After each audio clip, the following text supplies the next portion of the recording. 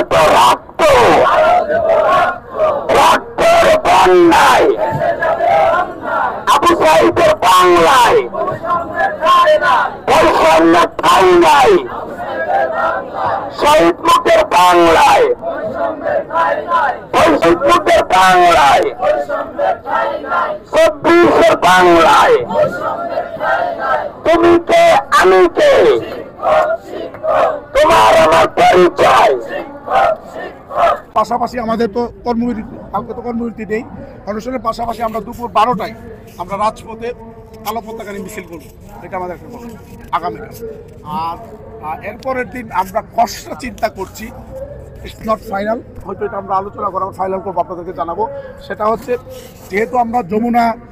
March two Jamuna স্থগিত করেছিলাম, অনেকের অনুরোধে তাদের সাথে আমরা কথা বলবো তারপরে কী করেছে,